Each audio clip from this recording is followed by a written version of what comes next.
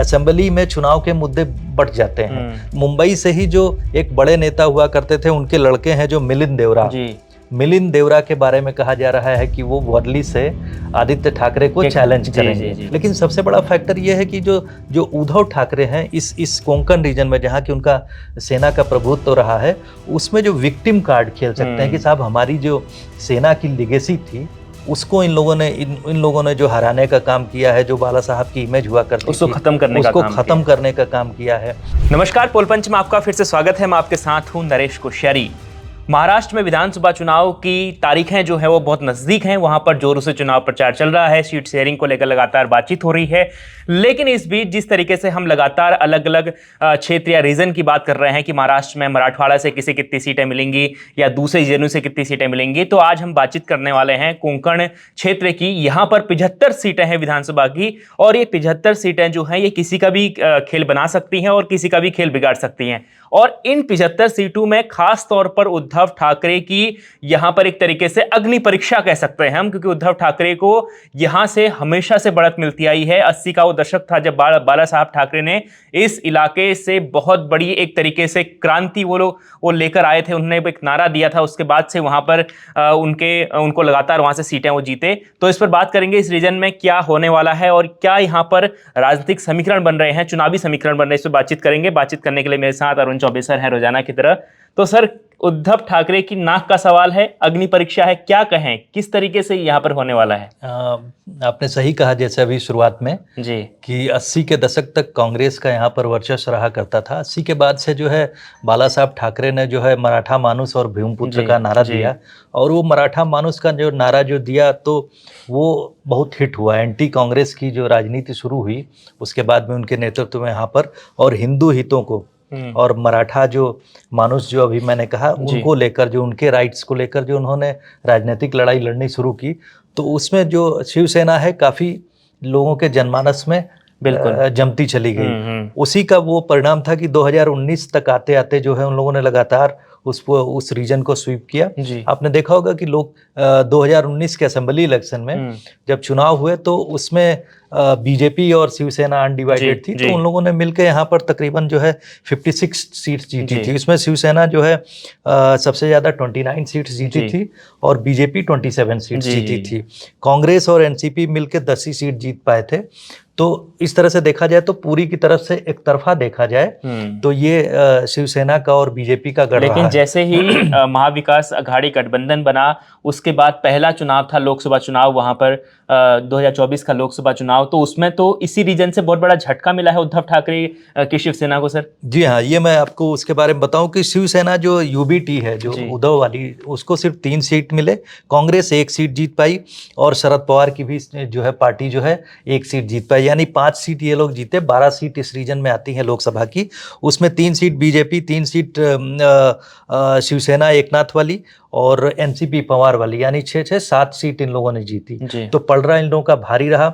उसके अनुसार अगर हम उन सीटों पे जीत के अनुसार अगर हम एनालाइज करते हैं आउट ऑफ 75, तो दिखने में आता है कि तकरीबन जो है 48 सीट पे जो है बीजेपी और यानी महायुति जो है 48 सीट पे बढ़त बनाए हुए है, और जो एमवीए है महाविकास अघाड़ी जो है 27 सीट्स पे लीड करती हुई दिखाई पड़ रही है। लेकिन उसके बाद बहुत सारी चीजें परिवर्तित हुई हैं, तो ये कहा नहीं जा सकता कि इसी तरीके से जाएगा ये चुनाव। हो सकता है कि यहाँ पर इस बार जो है, क्योंकि आपको मैं बताऊं कि ये रीजन जो है थाने रीजन, उसका मैं बात कर दूं, थाने रीजन जो है इस समय देखा जाए तो एकनाथ शिंदे का एक तरह से गढ़ है। थाने रीजन में वो बहुत प्रभावशाली है। यही कारण थाने रीजन की वो सीट है जो कोपरी पंच पाखड़ी जहाँ से वो लड़ते हैं और लगातार जीतते रहे हैं, तो वहाँ पर वो थाने रीजन का वो रीजन जो है उनका एक तरह से कहते हैं पॉकेट बोरो है। उनको शिकस्त देने के लिए उद्धव ठाकरे ने अपनी पार्टी से एक खास आदमी, जो कि आपको पता होगा कि जो शिवसेना में बाला साहब ठाकरे के बाद अनंत दिघे बहुत बड़े नेता हुए हैं, तो अनंत दिघे को अपना एक तरह से मेंटोर मानते हैं ये एकनाथ शिंदे उनको अपना मेंटोर मानते हुए, तो उनकी चूंकि उस परिवार से बहुत नज़दीकी थी, तो उसकी काट के लिए उन्होंने क्या किया है कि उसी परिवार से अनंत दिघे के भतीजे हैं वो केदार दिघे, तो वो उनके दीघे साहब के भतीजे केदार दीघे को जो है उनके खिलाफ लड़ाया जा रहा है।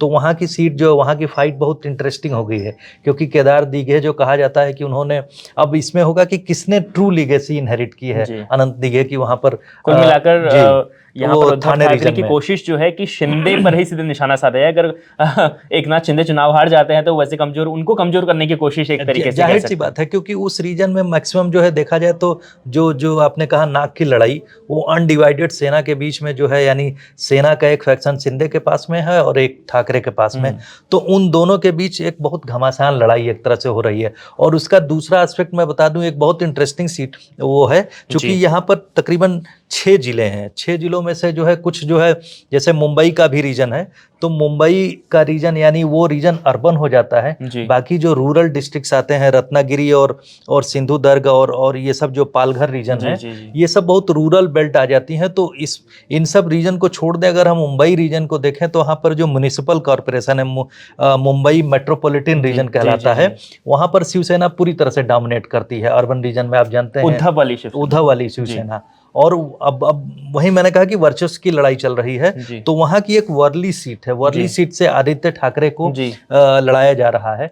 और अब मैं आपको बताऊं कि बड़ा इंटरेस्टिंग सा अभी आज शाम को डेवलपमेंट हुई है कि मुंबई से ही जो एक बड़े नेता हुआ करते थे, उनके लड़के हैं जो मिलिंद देवरा के बारे में कहा जा रहा है कि वो वर्ली से आदित्य ठाकरे को चैलेंज करेंगे। तो ये बहुत इंटरेस्टिंग हो गया। अगर उन्होंने थाने में उनके खिलाफ अनंत दीघे के भतीजे को खड़ा किया है, तो इन्होंने जो है एक नाथ शिंदे की पार्टी से वो लड़ रहे हैं, मिलिंद देवरा को खड़ा कर दिया गया है। ये भी बहुत इंटरेस्टिंग होगा देखना। और आपने देखा होगा कि जो MNS राज ठाकरे की जो पार्टी है, वो भी इन्हीं रीजन्स में स्ट्रांग रही है। तो उन लोगों ने भी तकरीबन 45 कैंडिडेट्स खड़े कर चुके हैं। तो उसमें यहाँ पर भी बहुत सारी तगड़ी लड़ाई होगी, जिसमें वो देखा जाएगा कि किसका टिकट किसके वोटर्स को काटते हैं। तो उसमें हो सकता है वो उद्धव ठाकरे के चूंकि प्रतिद्वंदी माने जाते हैं शुरू से ही, और उद्धव ठाकरे की प्रतिद्वंदिता की बात कहूँ तो मैं आपको बताऊँ कि इस रीजन में जब लगातार शिवसेना आगे बढ़ रही थी, तो उसी समय नारायण राणे वहाँ के एक बहुत बड़े नेता हैं जो कि अब बीजेपी में आ गए हैं। उन्होंने 2005 में जो है रिवोल्ट कर दिया। हुआ ये था कि साहब जो बाला साहब ठाकरे के भाई लड़के होने के नाते वो इनकी तरफ गद्दी जा रही थी, लेकिन वो उस समय सबसे प्रभावशाली नारायण राणे हुआ करते थे। नारायण राणे ने एक तरह से 2005 में रिवोल्ट किया, तो उनको पार्टी से बाहर कर दिया गया। तो उनके साथ में एक फैक्शन जो काफी कुछ चला गया कांग्रेस में, बहुत ज्यादा वो डेंट नहीं कर पाए, क्योंकि तब तक बाला साहब जीवित थे। बाला साहब के जीवित रहते वो उनको कुछ नुकसान नहीं पहुंचा पाए। लेकिन इस समय वो बीजेपी में आ गए हैं, और उनके एक लड़के नीतेश जो कि MLA हैं, वो लड़ रहे हैं उसी रीजन में, इसी जो कोंकण रीजन में जो रूरल बेल्ट है वहाँ से लड़ रहे हैं। और सॉरी, दूसरे उनके नीलेश एक और बेटे हैं, वो एक नाथ शिंदे की पार्टी से लड़ रहे हैं। तो नारायण राणे ने चूंकि वो सीट जीती है रत्नागिरी सिंधुदुर्ग जो पार्लियामेंट सीट है वो जीती है, तो उस रीजन में वो प्रभाव उनका वो दिखता है। लेकिन इनके दोनों बेटे और उनका वर्चस्व लेके वो लोग डायरेक्ट तरीके से जो महायुति है उसको बहुत सपोर्ट उनका भी मिल रहा है। तो ये सब कॉम्बिनेशन को देखते हुए आप कह सकते हैं कि जो बीजेपी का जो महायुति है वहाँ फिलहाल जो है पॉजिटिव पॉइंट्स के साथ में चैलेंज करती हुई दिख रही है इनको। कुल मिलाकर हम कह सकते हैं कि जो अभी तक स्थिति है कोंकण रीजन की, तो वहां पर अभी महायुति ज्यादा मजबूत है लोकसभा चुनाव के मद्देनजर अगर हम देखें। ये आप कह सकते हैं। लेकिन उद्धव ठाकरे कोशिश कर रहे हैं कि वो जो मुंबई महानगर की सीटें हैं वहां पर अपना अच्छी पकड़ बनाई जाए, लेकिन वहां पर MNS भी है, राज ठाकरे की पार्टी भी है। तो ऐसे में जो उनके जो पुश्तैनी जो वोट बैंक जो बना हुआ है वो तो आपस में क्लैश करेगा सर। यही मैं कह रहा हूँ कि देखिए, चाहे कोंकण रीजन इसीलिए बहुत क्रूशल हो गया। हम लोगों ने अभी कल विदर्भ रीजन की बात की थी और उसके पहले मराठवाड़ा रीजन की बात की। तो इन सब जगहों पर आप देखेंगे कि जिस तरह से क्लैश चल रहा है, डिवीजन होने की वजह से जो आइडियोलॉजिकल क्लैश है वो लोकसभा में दूसरे ढंग का था, लेकिन यहाँ पर आप देखेंगे कि जो असेंबली में चुनाव के मुद्दे बढ़ जाते हैं। जैसे अगर महायुति जो है, महायुति के खिलाफ ये नारा बनता है कि साहब बेसिक फैसिलिटीज़ नहीं है, अनएम्प्लॉयमेंट है, रूरल एरियाज में इलेक्ट्रिसिटी किसानों को जो फ्री इन्होंने देने की बात कह दी है, अब अनाउंस किया है, तो उसका कितना असर पड़ेगा। लेकिन ये सब जो ग्रास रूट और जो इंफ्रास्ट्रक्चर वाले डेवलपमेंट वाले जो कारण है उसके पूरा ना होना, ये सब बहुत सारे जो लोकल रीजन्स होते हैं वो कितना प्रभावी होंगे, प्लस एंटी इनकम्बेंसी, अगर ये सब कारण प्रभावी होते हैं तब जो एकनाथ शिंदे यानी और बीजेपी की जो महायुति है उसके लिए फिर मुश्किल होगा। ये सब नेगेटिव जाते हैं उसकी तरफ से। लेकिन मैंने जैसा कहा कि at the same time in सब रूरल एरियाज में जो लाडली बहना की तर्ज जो प्रो वीमन स्कीम है, प्लस किसानों के लिए जो बिजली माफ की बात कह गई है, और मैंने कहा था कि जैसे नॉर्थ मुंबई के आसपास जो रूरल एरिया में जो है पूरा का पूरा जो प्याज की लॉबी है किसानों की, उसको खुश करने की कोशिश की है फ्री इलेक्ट्रिसिटी से भी, और एक तरह से जो ड्यूटी कम करके 40% से 20% कर दिया गया है। तो ये सब पॉजिटिव चीजें जो है सरकार के फेवर में जाती है। रूलिंग जो होती है, कोई भी पार्टी या जो संगठन अलायंस होता है, उसके पास ये पॉजिटिव पॉइंट होते हैं कि प्रो पीपल अनाउंसमेंट आप कर सकते हैं। तो ये सब इनके साथ पॉजिटिव पॉइंट है। लेकिन एट द सेम टाइम मैंने क्या कहा कि उसके साथ ही में अब इसमें ये देखना है कि जो डिवीजन हुआ है, जो डिवीजन जो सीटों का हुआ है, उसमें महायुति में तो दिख रहा है कि साहब इन लोगों ने सॉर्टेड कर लिया है। कुछ चीज़ों पे ज़्यादातर सीटों का उन्होंने डिसीजन ले लिया है। इसी वजह से आपने देखा कि जो अजीत पवार की पार्टी, उन्होंने भी 45 सीट पे डिसाइड कैंडिडेट्स उतार दिए। कल की ही शायद खबर है कि 39 सीट्स पे एकनाथ शिंदे ने भी अपनी पार्टी के कैंडिडेट्स को उतार दिया कल। लेकिन जो आपने देखा होगा कि उसके अपोजिट एमवीए है जी। एमवीए में उन लोगों ने कहा जा रहा है कि जो डिले किया उसका भी हो सकता है कि एक नेगेटिव असर जाए।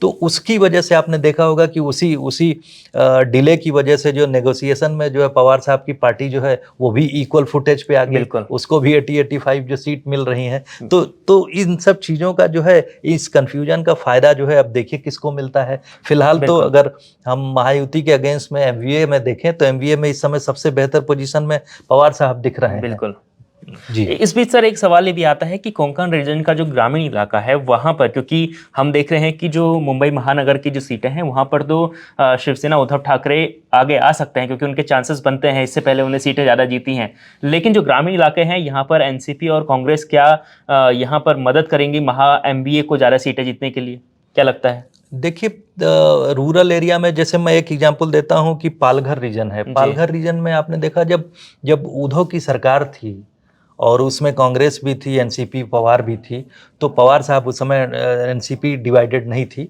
तो आपने देखा होगा उस समय जो सरकार बनी थी तो उसी दरमियान साधुओं की हत्या हुई थी। वो जो आपको याद भी होगा पालघर केस जिसमें साधुओं की हत्या हुई थी। तो वहाँ पर जो वहाँ का सेगमेंट है, बीजेपी उस नैरेटिव को अभी भी भुना सकती है। इसी वजह से पालघर की जो पार्लियामेंट सीट है बीजेपी के पास में आई। तो वहाँ वो रीजन जो है बीजेपी और सेना यानी एकनाथ शिंदे की अगर सेना वहाँ पर वो उन लोगों को अगर अपने साथ में ले आ पाती है जो ट्रेडिशनल तरीके से शिवसेना के साथ में रहे, क्योंकि आप तो ये मानेंगे ही कि जो शिवसेना का जो अलायंस हुआ उद्धव ठाकरे की, वो कांग्रेस के साथ जो सेम प्लेस पे यानी सेम बेस पे आइडियोलॉजिकल सिमिलरिटी नहीं है उनकी। वो जो अपोजिट अलायंस है, देखा जाए आइडियोलॉजिकली दे आर अपोजिट्स। तो उस अलायंस की जो कॉन्ट्रडिक्शन है उसके कॉन्ट्रडिक्शन को उसको उभारते हुए जो शिवसेना एकनाथ शिंदे की पार्टी है उसका फायदा ले सकती है, उसके साथ में बीजेपी। लेकिन सबसे बड़ा फैक्टर ये है कि जो उद्धव ठाकरे हैं इस कोंकण रीजन में जहाँ की उनका सेना का प्रभुत्व रहा है, उसमें जो विक्टिम कार्ड खेल सकते हैं कि साहब हमारी जो सेना की लिगेसी थी उसको इन लोगों ने जो हराने का काम किया है, जो बाला साहब की इमेज हुआ करती थी उसको खत्म करने का काम किया है। तो ये सब फैक्टर इमोशनल फैक्टर्स हैं जो कि वो भी प्रभावी हो सकते हैं। बिल्कुल, ये जो तमाम चीज़ें हैं ये महाराष्ट्र चुनाव में प्रभावी हो सकती है, खास तौर पर मुंबई महानगर का जो इलाका है जहां पर अभी तक शिवसेना हमेशा से अच्छी खासी सीटें जीतते आई है। लेकिन अब सवाल ये है कि शिवसेना के दो धड़े हैं, इसके अलावा शिवसेना में आप जानते हैं कि दो धड़े बन चुके हैं, तो वहाँ उनके जो वोट्स हैं वो भी बढ़ चुके हैं। ऐसे में उद्धव ठाकरे की जो शिवसेना है वो कैसा प्रदर्शन कर पाएगी, अच्छा करेगी या पिछली बार से बेहतर करेगी या पीछे रहेगी, ये इन तमाम चीज़ों के लिए क्योंकि हम लोग को ये मानना पड़ेगा कि जो दोनों का अलायंस था मिल के जो 56 सीट जीती थी और लोकसभा के इलेक्शन के बाद में वो 48 पे आ गया है जो इस बार का है।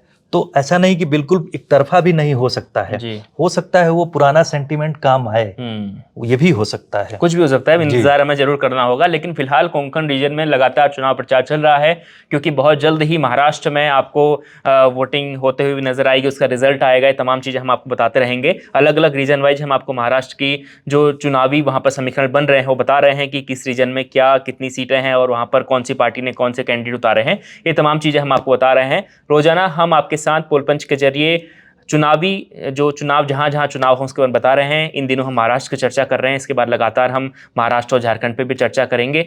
तो लगातार पोल पंच के साथ बने रहिएगा, देखते रहिए इंडिया.com। आपका बहुत बहुत शुक्रिया, धन्यवाद।